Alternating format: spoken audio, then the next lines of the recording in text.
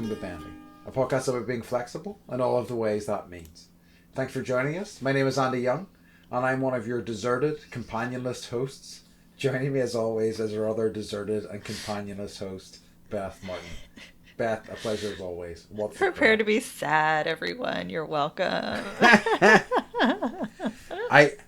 I'm definitely scraping. Like, I mean, I'm already starting to scrape the bottom of the barrel in terms of my the words I'm choosing here. But, you know, it's fine. It's fine. Deserted island. Right. So I just want to start this off with a happy, fun thing. So by the time this episode comes out, you will be here in person. True. So in the true. real world. In the flesh. So that's exciting, and that's happening. I went to my first concert since 2020. Oh, yeah. Mm-hmm.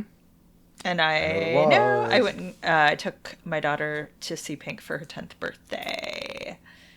It was so fucking good, Andy. I'll bet. My God. So what I didn't know was that Sheryl Crow was opening for her. Whoa. So, and I forgot how many songs of hers are really good.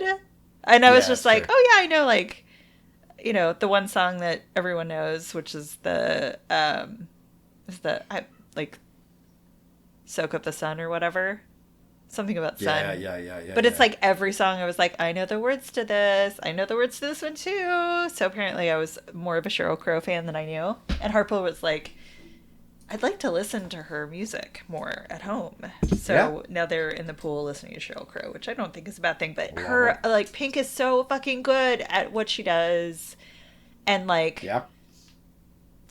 it was phenomenal. There were fireworks. She flew around everywhere and like did all of her aerial stuff. You know, we were like, I don't know if I have a cough because I was screaming so loud and like someone else's mucus got in my mouth or what, but like it was just, and we're like, Mike got good tickets. We were in the 9th row.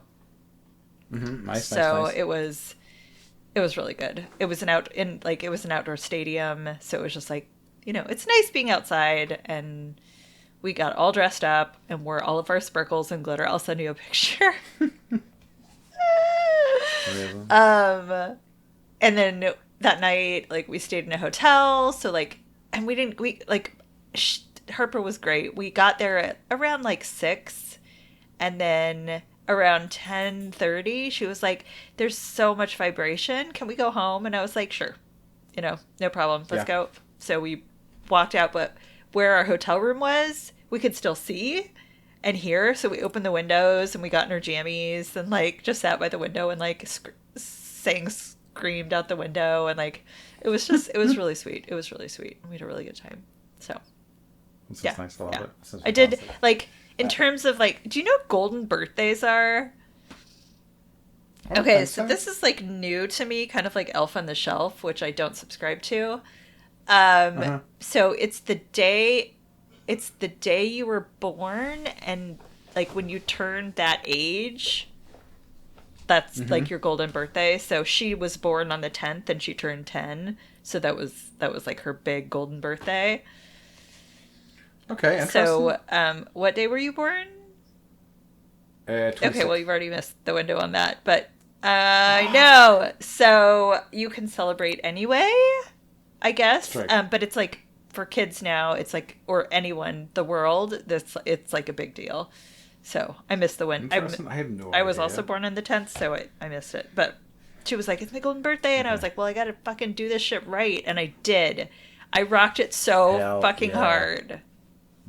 So that's good. I'm glad that sounds rad. Yeah, you know, I think Pink is somebody like, and I definitely like have enjoyed some of Pink's stuff back in the day, but I feel like she'd be somebody who would be a very entertaining. You don't even need to know her music because she's so good at performing.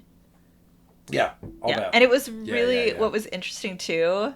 It's like everyone was dressed up and like everyone was wearing pink clothes and like, you know, dressed absolutely fantastic. But I noticed there were a lot of like mothers and daughters, but like mothers in their 60s and daughters in their 40s. That kind of makes sense. I mean, because like, she has been about for Yeah. like, such a long Yeah. time now, so it kind of makes sense that she would. You Yeah. know? Yeah. So it was pretty. It was really sweet, and I hadn't been to a show since. I guess part of it was like me getting over going to a concert, because I don't know if that's where I got contracted COVID in 2020 at the Rod Stewart concert in Las Vegas. So I've just been like really hesitant to do anything like that, and it was, yeah, it was great. It was perfect.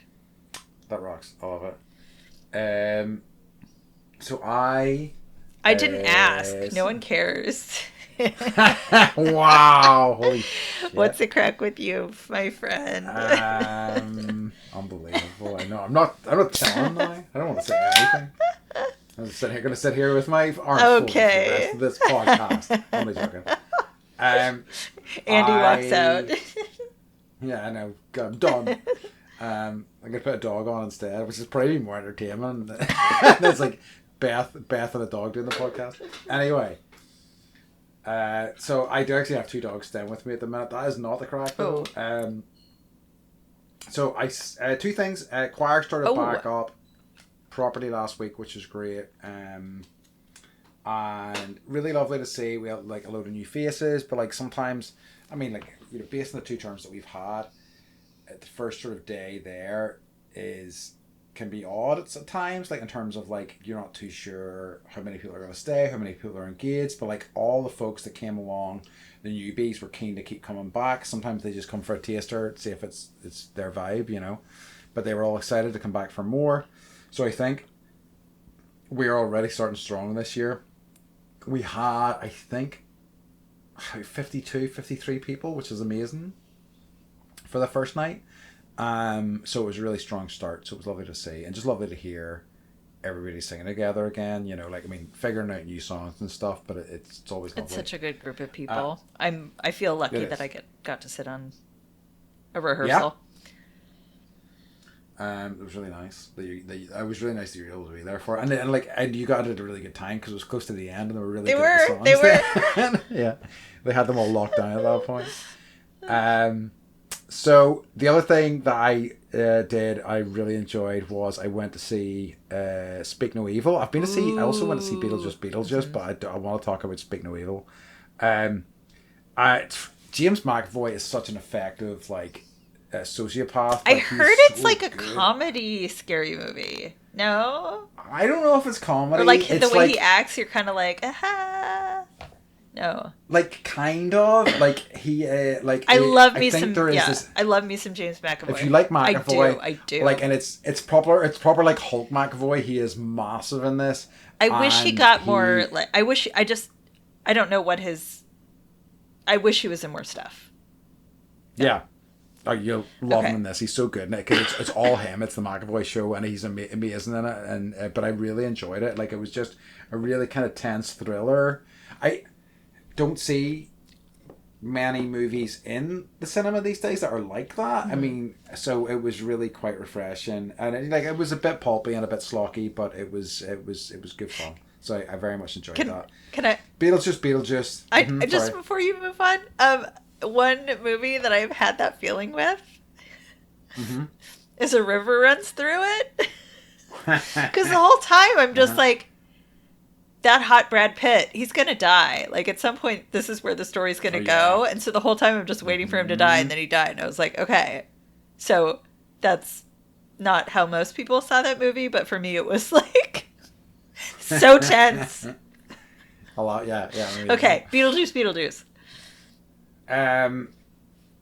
Yeah, it's that movie, like, lots of fun ideas in it, and there's some incredible moments of inspiration and like just really kind of weird, interesting choices. But it is the script is catastrophic. To be perfectly honest, it's an absolute disaster. Like, there are so many things built up that go nowhere, and like, the thing is that some of them are fun ideas. They just do nothing with them, and they're like, why is this in the movie? Like, if they had taken several of those plot lines out, they would have had a tighter sort of movie. But still a lot of fun stuff in it. Still amazing to see Michael Keaton back as Beetlejuice. So like not a disaster by any stretch of the imagination. Just it seems like it could have been a lot better had they made some kind of hard editing choices. I don't understand what happens either in the script room or the editing room. It's like there's so much energy and I know I bitch about this all the time, but there's so much energy and money that goes into this and people at like the top of their game that are placed in these positions to make the money and it's like it's almost like they get lazy because they know that like the original was so good that so many people are going to come and they spend all of their money on like promotion and making it look like the promotion machine is insanely good right now.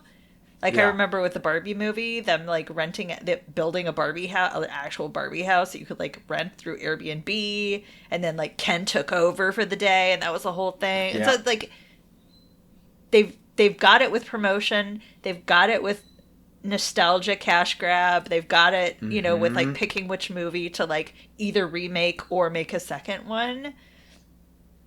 But it's just like write a good fucking script. Yeah. Or edit it right. Yeah. I hear you. Sorry. Apparently I feel feelings about this. But like I mean, I suppose like any sort of movie with a certain amount of budget is going to have so many fingers. Amount of what? You know, trying to any picture with like a big enough budget, any movie with a big enough budget is going to have so many people who like who have to have a say in what goes in there, and like you know various things. And I am not detracting from her talent, but Monica Bellucci is clearly in it because she's dating Tim Burton, right? Because like she's a fine actress and she's been great in other stuff, but she just is given nothing to do here, and it's like what is the point, and why are we spending time with this character who really doesn't move the plot at all? You know, doesn't have anything fun to do. It's just a shame. You just should have cast Helena Bonham Carter. Sorry. But like you know, again, there's enough fun, weird choices and like weird scenes that make it worthwhile, but it's just a wee bit of a disappointment. Who's the dude that's in The Leftovers that's in it? Oh, Justin Theroux. I love him. Justin Theroux. I love him. Yeah, he's great. I love him. He's good in it. He is good. He's good in everything. He's actually so. I'm just blabbing because I don't want to talk about our topic. That's not true. I'm avoiding. I'm avoiding the loneliness. But I know. But so I just started The Leftovers because again I'm behind. I'm like 4 or 5 years behind in all things. He's so good in that. And then I remember him in Your Highness playing the evil wizard, and I'm just like, I can't reconcile. Like, and he writes too. Yeah. Yeah, he wrote Tropic Thunder. He was one of the writers of Tropic Thunder. So fill some time real quick. I'm gonna Wikipedia him real quick. Okay, so I have only seen one season of The Leftovers so far, the first season, of course, and I enjoyed it, and I'm told that it is not the best season. I'm told it gets much. That's much what I've better, heard. so Like I've heard season 2 is supposed to be even better. Okay, so yes, I think I want to see writer. Okay, Zoolander, Iron Man 2. Yeah. And then Tropic Thunder. But I didn't know that he wrote Iron Man 2, which was a good one. So he's actually like and I only found out with this connection. There's a documentarian called Louis Theroux. Yeah, he's like related to everybody. Cousins. Yeah. Yeah. Like every single Paul person. Theroux, the travel writer. Yeah. There's and then the guy, that wrote what was it? The Mosquito Coast. Yes, that's Paul Theroux. That's his. That's Louis Theroux's father and his uncle. Yes, so I think he's also. And he starred in Mosquito Coast. Yes. Which was originally a Harrison Ford movie. Yes, I haven't seen it, so that's so okay. Last episode we were talking about how like I get obsessed with things and then like fire hose it for a while. For me, it's Justin Theroux. So I'm on The Leftovers. I'm gonna Mosquito Coast it. I'm Your Highnessing it, and all the things. Over lockdown, Louis Theroux did a podcast. I don't know if he's still doing it, but one of the episodes was him and Justin talking, and it's amazing Okay. because they have this pre-established relationship and like talking about their history where like all their families got together and like him immediately coming in and teasing Justin Theroux about ripping the t-shirts or the sleeves off all his t-shirts and stuff. It's really fun Okay. stuff. You'll love Okay. it. Good. So before we completely get on to our topic, then, do you have any what's occurring? No. Well, actually, no, I don't. Okay, I have an Andy's Down with the Streets, kind of, but I think this is something that doesn't need explaining, but it also leads me to something else I've been considering. So do you know what a fuckboy is? Yeah. Yes. Yes. I think everybody does now. It's one of these terms that is only like relatively young. I think it's like less than 10 years old in the terms of like slang, but it's like a guy who kind of fucks people around. Yeah. Like, basically, like, they just want to have sex and they'll, by any means, using narcissism and breadcrumbing and, gaslighting is possible. Absolutely. I think in a conversation recently, I didn't think that was one that would need to be explained, but I was having a conversation with somebody about it recently, and we come up with an idea. Maybe a spin-off podcast that we could do, which would be called the Fuckboys of History. Ooh. Which is just highlighting fuckboys throughout the ages. Ooh. And there are a lot of them. There's a generous supply of fuckboys throughout history that you could talk about. And just, how and why they are fuckboys, So, just something to think about. I'm getting out my big marker. Right, fuckboys of history. This one is Expo, doesn't smell. Ugh. Ugh. So yeah. And I think there have definitely been lenses put in a lot of these guys in the past, but specifically through that lens, could be interesting. Could be interesting. Okay, so I'm gonna shock the world right now. Uh-huh. There's a new segment on our show. It's called Beth is Also Down with the Streets. Oh, whoa. Are you okay with me taking your coattails? It makes no sense to me that you're also down with the streets, but okay. Okay, I'm down with different streets. Okay. Okay. Are you ready? Sure. Cheugy. I have heard. I just heard cheugy. I don't know that I could put my finger on what it means. Do you want to guess?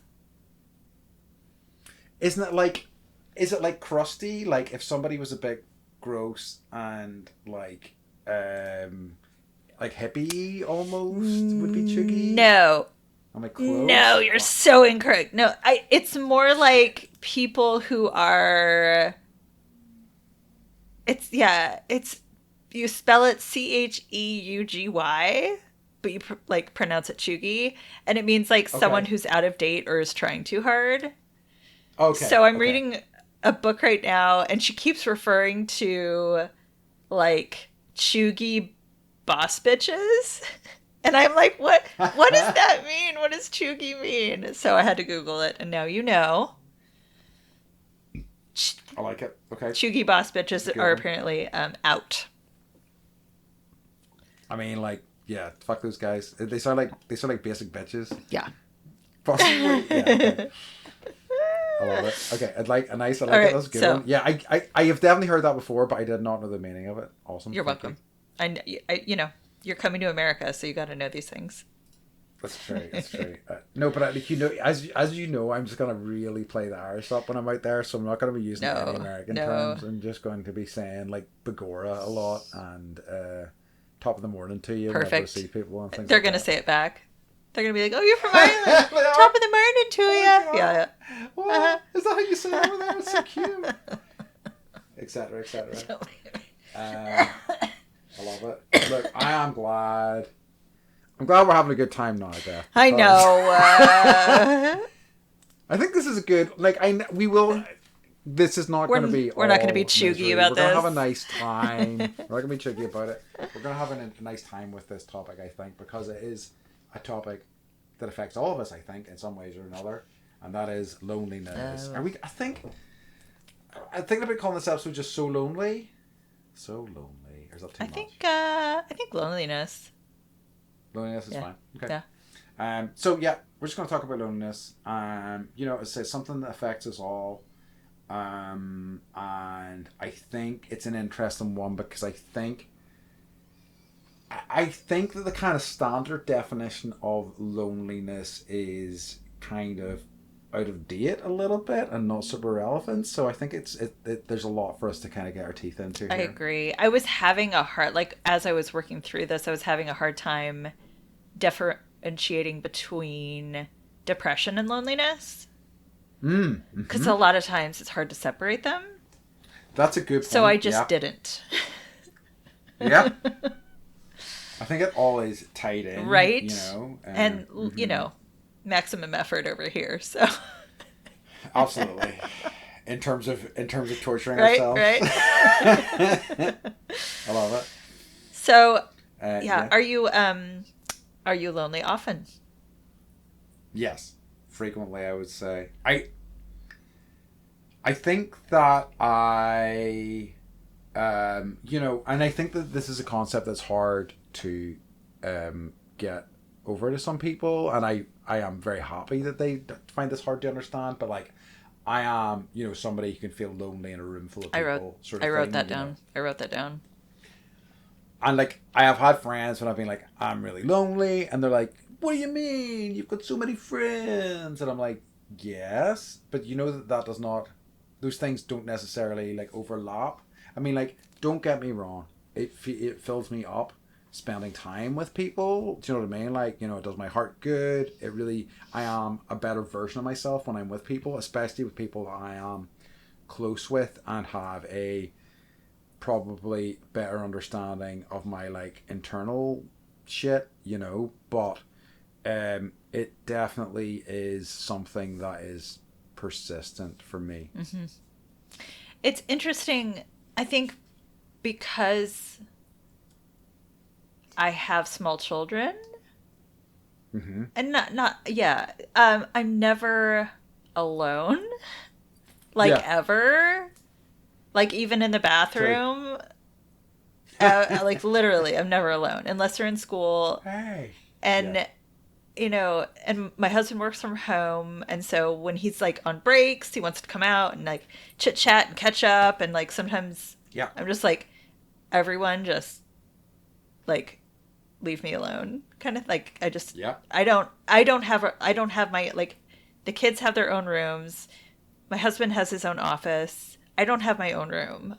Like we share a bedroom, so I don't have my own Yeah. space, and the only space I do have is the sunroom, which is not temperature controlled, and it's got glass on all sides, so everyone knows I'm in there.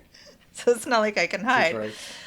Yeah. And the bathroom is like it's like with children it's like a magnet, or it's like Yeah. they've got this sensor that turns on, and they're like, oh, mom's in the bathroom, because they'll be watching a TV show, and I'm like, all right, I'm gonna go take a shit, and then like I try, and then I hear like knock knock knock, mommy. I'm like, yes, Hey. I'm Yeah. pooping. Like what?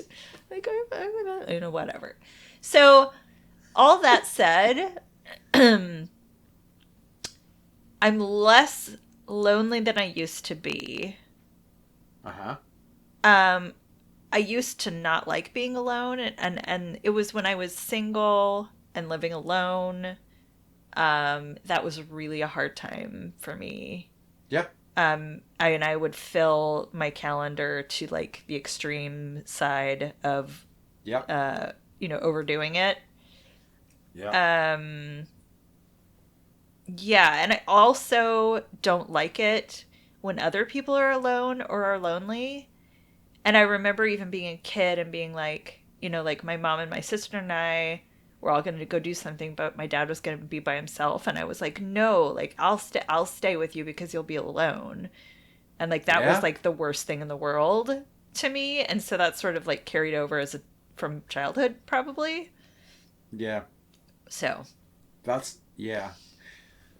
I like that would yeah, like it's one of the differentiations like when I was thinking about this was um I think I quite like doing things by myself, but I don't think I like being alone. So like two things that I quite like are quite like going to the movies by myself because I mean like with the movies I'm like I don't need. I mean like I do go with people a decent amount of the time, but it's kind like, of a waste of like every it's a way. a Yeah, social event. that's why. It's like Mike and I never go on a date to the movies because I'm like the whole point No, is to hang out and yeah, chit chat and like catch up and not sit next to each other in silence. and and what I like about that is I like that I am consumed by this. Like I'm in it. My phone's off. I'm just watching a movie. This is what I'm doing for the 2 hours. No distractions. But like I'm still surrounded by people. Yeah. There's still people everywhere. I think that yoga can be quite nice for that as well. Yes.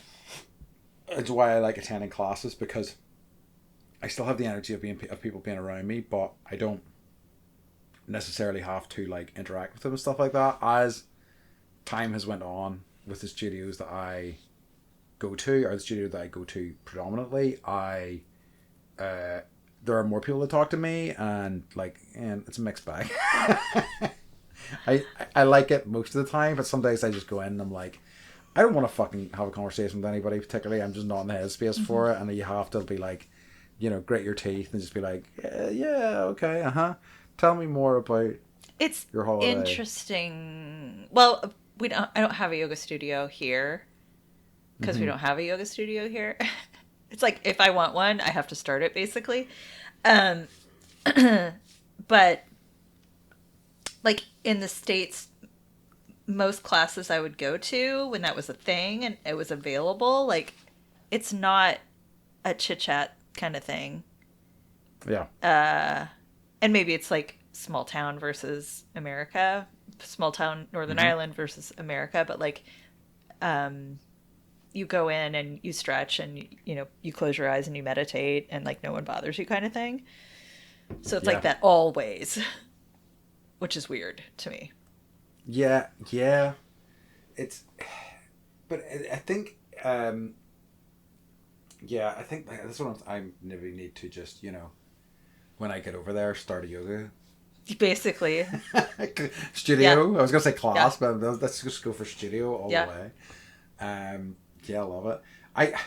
I think that like it's an interesting one, and I think one of the questions I had asked myself whenever I was thinking about this was, do you like find loneliness? Not. I was gonna say, do you like loneliness? But I think that's a poor choice of words. Do you find it appealing? Space to spend some time in sometimes, maybe not always for the best reasons. I wrote something similar. I said, "Do you find safety in your loneliness?" Yes. And I said, That's good. Sometimes I do. Me too. I think because of my disabilities and the depression that they create. Yeah. Like if I'm having an off day, the ability to crawl into bed and be in my warm space. Yeah. Like I'm okay with it, I guess. Where I think it used to really bother me, but now it's just like it's just part of my. It's almost like I'm letting it be part of my natural rhythm instead of fighting it. Yes, I like that. That's a good way of looking at it. It's taken me 4.5 years of therapy to get there, Andy. Yeah, I am quite sure, but I think that is I'm glad that you were able to get there, because I'd say a lot of people handle it poorly. I would say loneliness, and like use it to fill those gaps with things that aren't necessarily healthy for both them and the people that they are using to fill those gaps, whatever shape that may take, so I think that's a healthier way of approaching it, because like as I was saying at the start of this episode, or when we were first talking about it, was that like I really do think it affects everyone. I think that it's good to like have an honesty about that and like look at it and kind of like take that at face value, and kind of acknowledge maybe how it affects you, things that you can do to help with that, because like I think largely loneliness like leads to negative thought patterns. Absolutely. Absolutely. So like Yeah, I think, and I would say that's probably pretty universal. Would be my guess, at least anyway.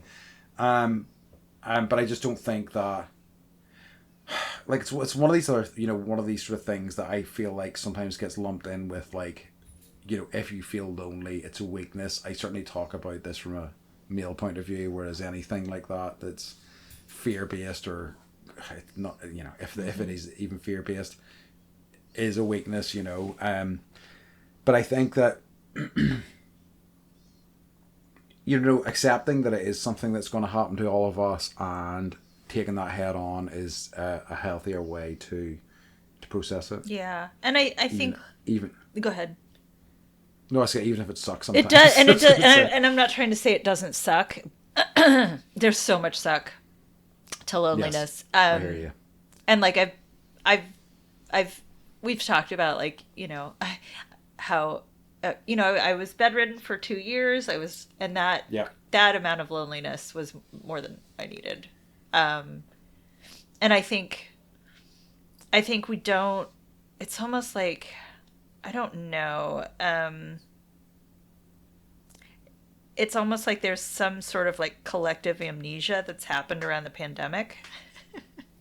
yeah, well, Like absolutely. we were So so all so true. stuck and like lonely and sad and striving. There were people that didn't have anyone around them and didn't have a roommate, and Yeah, like you were stuck in a different country and weren't allowed out of your room, and that, like, we've yeah, not just collective loneliness but collective trauma around the loneliness. so And so true. I think about that a lot, like how that how loneliness affected us 5 years ago as opposed to how loneliness affected us 4 years ago. And I think those Yeah, are two very different things. And I that is true. and I think for me, I had to face it, Yeah, um, in a really real way, and I didn't. I don't know if I befriended it necessarily, but I accepted that it's just gonna happen. yeah, and that's good. Um, I think that is that's yeah. I think that's the only kind of way, or the only way you can approach it, really, or the best way, certainly. Yeah, yeah. Like, did the pandemic change loneliness for you? Um, yes. Like, that's also intertwined with odd things, because, like, it was Yeah, a um the Peru thing. Like, I was already in a weird mental place you before were. I went to that on that Peru trip, and then, like, that I was looking for that the release I get from travel, or that kind of reset I get from travel in that trip, and then it was the exact opposite of that. It threw me into, like, a deeper, darker place, which was not good. Um, so, like, then coming back from that, going into a job I wasn't particularly enjoying, having to do that remotely, and the extra pressure that came from that due to the nature of my job, where I was having to still go into the office a lot and, like, expose myself to shit for a job that I didn't particularly respect and things like that. It was just a bad time for me generally. I definitely struggled with that. I definitely struggled with work from home. I was very lucky to have friends who didn't skirt the rules, but, like, thought about interesting ways to deal with the rules. So I've talked before about my friends putting together a hiking Mm-hmm. group, because we were allowed to hike with, depending on the nature of the lockdown at the time, you're allowed to hike with people, and that helped massively and really kind of got me out of, like, a funk in a big way. Um, but I think that, like, it's so tough because, like, it is also tied into, like, my mental health journey over the past 5-6 years. Like, it was, exactly when I was, like, dealing with stuff. I was um um you know starting to do this thing head on for the first time in my life. So it's weird. It's hard to get a grip on exactly how that changed loneliness specifically for me at the time, just because everything was in flux then, you know. Do you think it did? Yeah, I think that like it was. I don't know. I I understand the shape of it better. Does that make Yeah, sense? it does. Like, I think that was one of the things that I and I like and so many things, and like we said, you know, how can we talk about this without talking about depression? But like it's, and I definitely understand the shape of my depression a bit better as well, and like for better for worse allows me to like handle it a bit better, or at least have coping strategies that can, you know, sometimes work, at least anyway. Hmm. Do you think that? Can I ask you a personal question? Absolutely. Do you think that like you were going through some definite like big like life shifts around that Mm-hmm. time? Do you think that the pandemic stunted you in any way or made things like more difficult in how you relate to people through loneliness? That's a good question. Don't I don't know. I would have to think about that. I think that you know, it probably gave me a greater awareness of that larger sense of loneliness that goes throughout like everybody. And it was interesting seeing how people who I would have thought of as being quite strong, and like they still are strong, right? But like, you know, mentally strong, how they reacted to all of that. Do you know what I Hmm. mean? And like that need for like connection that like everybody has, and you know, for better for worse, seeing that is good for somebody who feels like that's a big struggle for them, because like you're like, oh god, you know, even these really well put together people are having a hard time here, and it helps to know that everybody's struggling in a kind of, you know, fucked up Yeah. way. Yeah. I for me like I don't know. I like the way that you framed that, and I think I'm going to change my opinion about how I feel about that because that Okay. really makes sense to me. Um, I think for me, like, mm, I think I just I have so much shit I need to deal with Yeah. that it's just like it was almost overwhelming at Mm-hmm. times, right? Because it was like Yeah. deal with the health, deal with the loneliness, deal with the fact that you can't do this, you can't parent, you can't. So it's like for me too, it's all wrapped up. But like what I Yeah. don't think about ever really is like you know seeing it in everyone else I knew that were also going through because I'm so Yeah. because it's all about me. Um, But it is, and it is all about you, and it is all about all, you know, every individual person, and like, and I think that like, you know, the idea of like, yeah, selfishness or whatever is kind of overblown in that it should be all about you for the most part. Do you know what I mean? Like it's you're all you've got to an we're extent. like we're You know what I yeah. mean? I was reading something the other day, and someone's like, "You should be like the star of your own life," Yes. because you are. Yeah. Um, 100%. but at the same time, you have co-stars. Um, Yeah. so um, like, how do you know when you're lonely? Um. I. You know, I think it is an idea of not being able to bridge that gap with other people. Like I think that it's like, and I've talked a lot about this with people. I really feel like language is such a, poor is maybe too strong a word, but imperfect way of communicating like your internal landscape. it's certainly something I struggle with. Is like, it's why I kind of love, one of the reasons I love language so much is that why I like love learning new words that maybe have a specificity that like I haven't discovered before, you know, but like then you use them and people are like, ooh, look at you with your fancy words. But like it's not why I do that. It's just me kind of seeking a better way to express things that are going on within me. Um so yeah, I think it's that it is just that failure to like communicate or failure to like bridge a gap, and that can be for a variety of reasons, either external stuff or stuff that's going on within me at the time, you know. But yeah, it is that, it's just that failure to bridge that gap with people, I think, you know. It's an interesting way to put it, and it's good that you can recognize that that's where, at least for right now, that's where it's manifesting. Yeah. Because it changes. It does. I think for me, like when I recognize, like, oh girl, like you're like I know when I'm depressed, it's when all I want to do is just be in bed.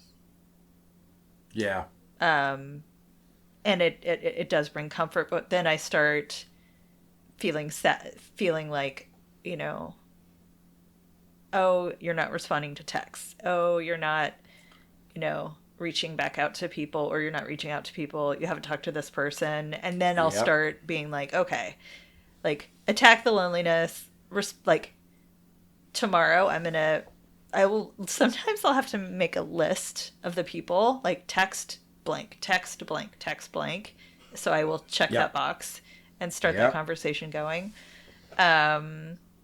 And that's kind of when I know, like, all right, you're there and you need to do something about it.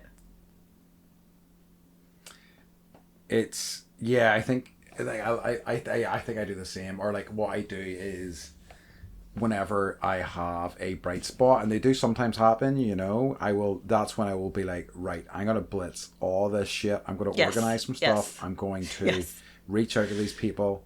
I'm going to do it all now. And then like in a few hours if I'm feeling like shit, it's out there, and I kind of like either have to do it or I have at least reached out to that person, and it is what it is, you know. I do the same thing. And then like, you know, if like, you know, a couple of days later I've like planned to meet people and I'm like in a mood, I'm like, God fucking damn it, what have you done? And I still like, 2 days ago, Andy, what the fuck? Yeah, I know, fucking put me in this shit. I gotta go talk to people. And like 99 times out of 100 I go, and I'm happy that I did. But, you know, there are times, whenever I'm particularly bad, that I'm just like, I can't deal with people at all. I just can't be around people. And that's, I think the sad thing is that like, I think probably in those moments, probably being around people is exactly what I do need, you know, but I just can't get myself there. Yeah. Do you...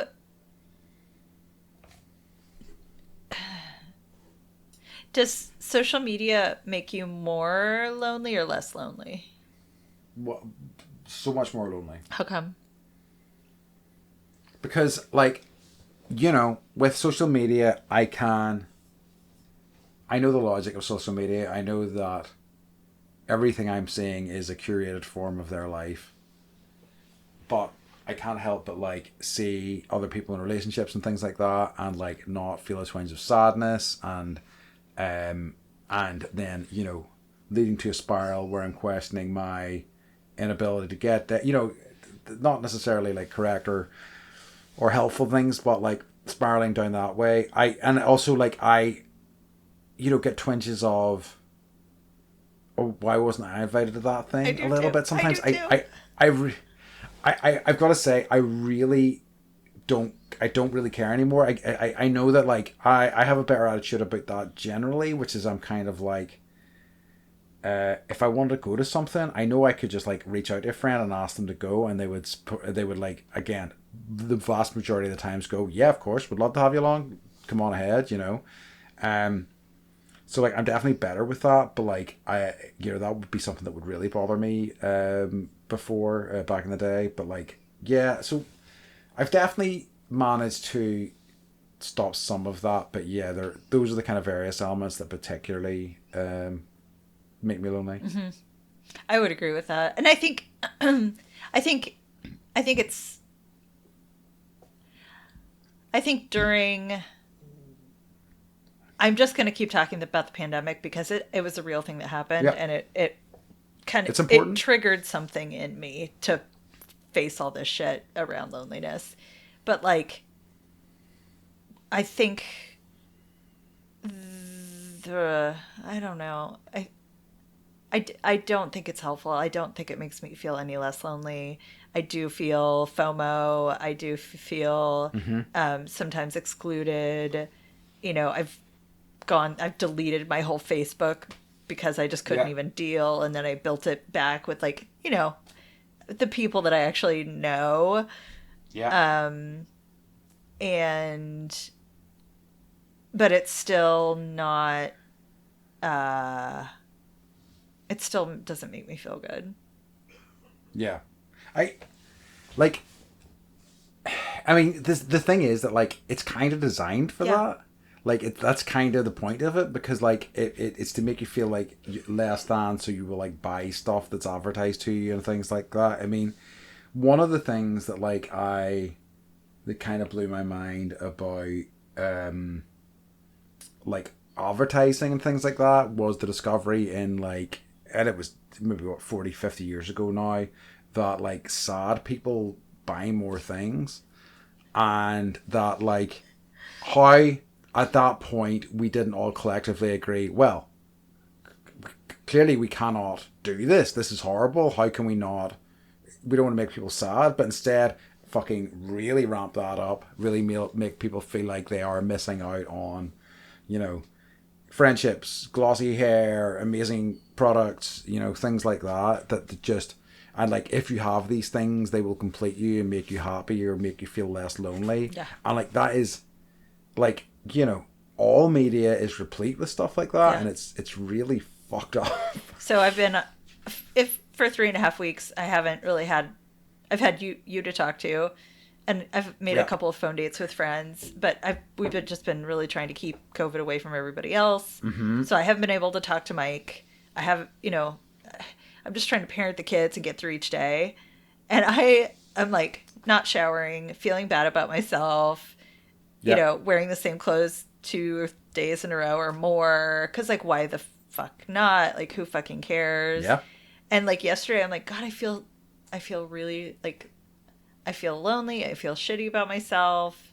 And Mm-hmm. I went on the internet and I got, you know, a makeup sample kit sent to me. It's going to come Oh yeah. once a month, and I'm going to get some clothes sent to me once a month and start like looking fly and like wearing makeup. No, Nice. but it's like I did the thing that you're just talking about. I Yeah. did it yesterday. I mean, And it goes I back to felt better. absolutely. It goes back to our sales episode as well. Like, we're like, it's a fucking nightmare, but like, you do get that fucking hit. You're like, yeah, fucking right. This is what I I needed. did. And I was like, I know I need this, and I'm just going to fucking do it, even if it's for like a Yeah. month. And then I'm going to, you know. It's a, yeah, it's a grim time. It's a grim fucking reality we live in. It really is. For some reasons, like, like they talk about like, the worst possible timeline, and people are like, is it possible we're in the worst possible timeline? It's always the worst possible timeline. It is. I think it's an achievement if I come away from like, if I go into Instagram and I don't come away, if I come away feeling neutral, I'm like, that was a pretty good wee Instagram run, rather than going away feeling actively fucking depressed. It's, what I find so refreshing is I have friends who have had like, wee bits and pieces of Instagram drama here, so I hear all the ins and outs of it, and I'm like, shit, this is great. This is great to hear that everybody's as insane about this Yeah. fucking product as I am, like, and like, but like, I do see the utility of something like Instagram, because it's like, I remember when I was in Korea, I would like had a mailing list of all my friends' emails, and I would send them like newsletter type of things every now and again, and then, but I'm sure fucking Fucking 15% of those people actually read those emails, but I don't, whatever. But like, there is a desire to like share stuff with people in your life, but like sharing it to everybody in your life is individually is hard work. It is. So like the idea of like sharing like photos and things like that via Instagram is nice on the surface, but it's just all the other shit that kind of goes into it, Yeah. Like, why did only 5 people look at this? Because it shows you those things. Exactly. Yeah, You get all the data. It's like... Do you think all people need time alone? That's a good question. I think so, probably. I think everybody at least needs a little bit. I think some people like fucking need to have people with them the vast majority of the time, but I think everybody needs a wee bit of time alone. I talked to somebody a couple weeks ago and they were like, I'm out there all the time. I really don't need to look. And I was like, in my brain, I'm like, you freak. Yeah. Like, good for you. Sure. But also, like, that's terrifying for me. That sounds like hell. But I hear that and I'm also kind of like, well, what are you avoiding? Yeah. But maybe that is... Quite a bit. That is me. They're lovely human, but yes, there's some things but like, that need to be dealt with. Because I'm the same, do you know what I mean? Like, that's why, like, if I'm out and about and doing loads of things and like, it's it is what I'm avoiding as well. Do you know what I mean? Like, I'm always so busy, and it is as a very much a way to avoid my internal landscape a lot of the time, so I can absolutely relate. Yeah. So, how do you avoid being lonely? I think it goes back to the thing I was saying earlier. I try to stay busy. Yeah. I try to like see people. Yeah. I try to make an effort to like at least have conversations with people. Like my friend, I really appreciate it. He I hadn't spoken to him in ages, and he called me at the weekend, and I was like, I saw his, You're like, I saw that I missed a call from him, and I was like, this motherfucker, I don't want to talk to somebody today. And then he was like, what are you doing? Come on, talk. Just give me a call. I've got some free time. And I'm like, all right. And I'm so glad that I did, because I needed it. I just needed to chat with my bud, and like, he was able to frame some stuff. Like in ways, like I was just in such a downer of a mood, and I was and he was asking me, and he was like talking about his dating experiences in recent time. He was telling me about this story. It was a fun story about this sort of mini fling he had. And we were just talking about dating websites and stuff, and he was asking me, and he was like, what's going on with you? And I'm like, I'm thinking about it again, but like I am in the mindset of that I wanted to get right with myself before I did anything like that. And he goes, well, could this not be a component of that? And I'm like, that's an interesting way of looking at it, because like I there is part of me that feels like I'm using it as an excuse not to. And I'm like, yeah, you're absolutely right. And that's a great way of looking at it. it's kind of like people are always like, oh, there's never a time to have a baby. There's never the right time. Yeah. It's just like, you got to kind of just throw yourself into it. And You do. And I think that's really good advice. I think so too. And I really appreciated that, I must say. So yeah. I don't know if I answered the question. Yeah. Your question. You did. Yeah. I think like, I wrote down, what do I do? Well, yeah, I keep earbuds in my ears all the time. I've talked about that. Yeah, we talked about that. I'm the same. Shows. I stay busy. If I feel like there might be, if I have 2 hours during the day and I'm like, I don't have anything to fill this, I'm going to sleep. I nap. I do. Like it's becoming like a habit. I'm kind of envious. I of know. that. I wish I could nap. I know. Well, I take drugs to do it, but hell yeah. I know. Woohoo! Okay, so here's a question: If you had less loneliness, what would take its place? I would like, ideally,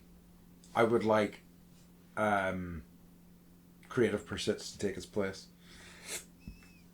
I don't know how easy those things would be to switch out, but that's where I would like to, because I feel like I mean, like, it's not like I have a ton of free time anyway, but like, I feel like the free time that I do have, I spend it with things that like distract me rather than fulfill me necessarily. I don't know. I think those things are still important. I do think it's important to do those things for everyone, but some more fulfilling stuff would be nice, I think.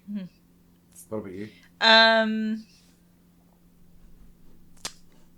I would like more energy and like drive to do more things. Like I'm really in a like energy lull right now. I'm just tapped out, but that's because, you know, caretaking is hard. Yeah. And so I would like more energy to do the things, do the creative things. I'd like healing to take the place of loneliness. Sure. You know, that's pretty basic, but like I think for me, like when I'm aware of it, then I'm like, okay, you're aware of it. There it is. Yeah. Now what do we do about it? And like that's probably like the healthy part of the process is the awareness. It's so annoying. But like for you, I'm wondering if the next time you're like, oh, I feel lonely, if you like work on your comic book. Yeah. This would be good. Like, here, okay, I'm feeling this way. Oh, I feel bad. Do something.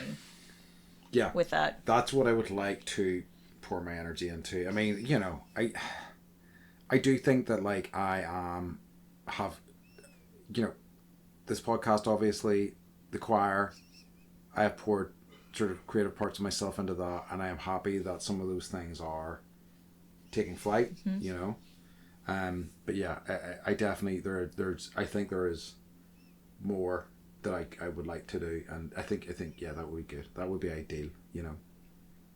I was gonna say, with the way you're feeling, the good news is I know you've got my depressed ass to deal with in a couple of ways, in a couple of not even a week. I'm excited. But you know, when I'm there with you guys, I will not be depressed. It'll be great fun. So much Nintendo Switch.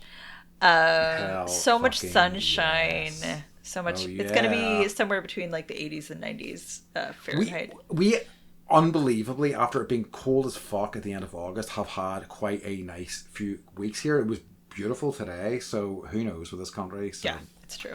Keeps you on your toes, which is great for loneliness. You changed your shirt.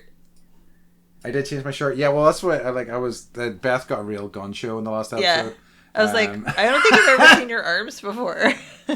Yeah, I know. Because I had done yoga earlier today and had like a sleeveless top that I kind of wear for yoga and stuff. We call it a tank top. I don't know why. Yeah.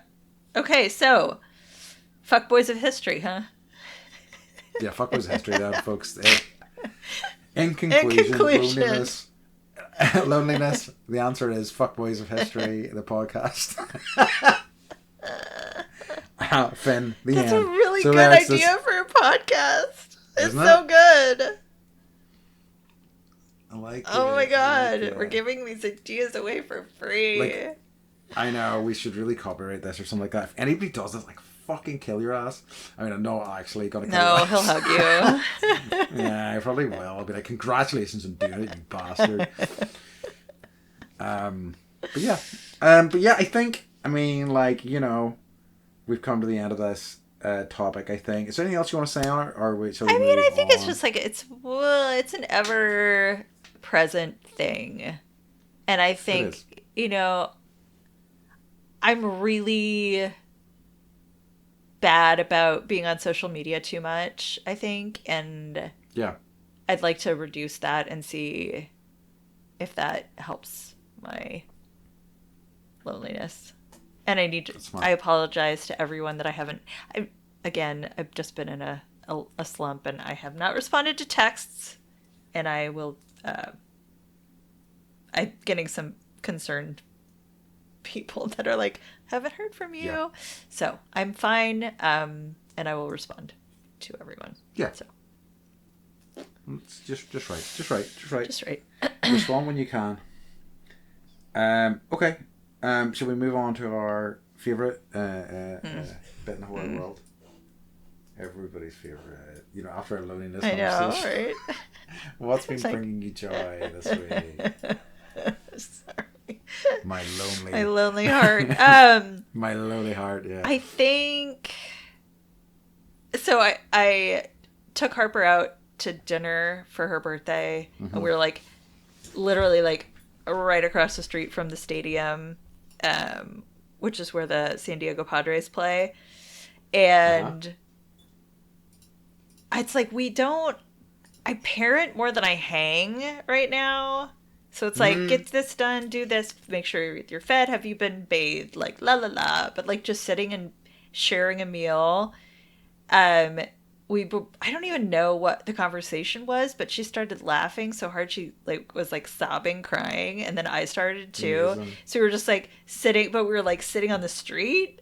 So all these people are walking by, were like cry laughing, and you could see their response to us cry laughing, and they like just like so happy to see like it's intoxicating. It's totally so.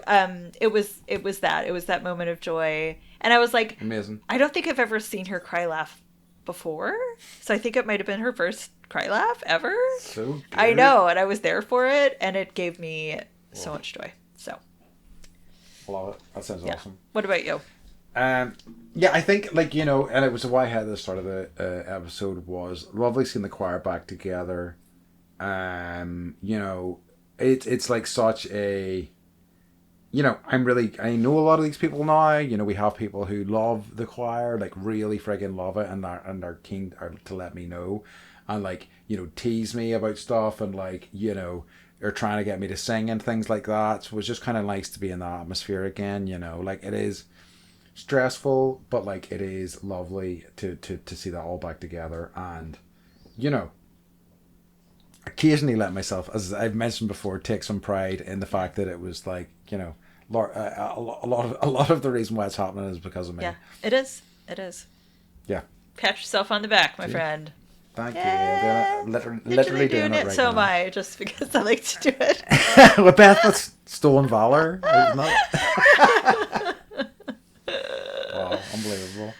Right, good stuff. So yeah, that was awesome. So do you want to tell the folks where they can find us? You can find us at bendypodcast.com. Feel free to leave a review. We've gotten some reviews in. I need to post them to the website, so thanks folks for sending those in and for listening. We really appreciate it. We sure do. Okay, folks, in that case, we'd like to, as always, remind you to stay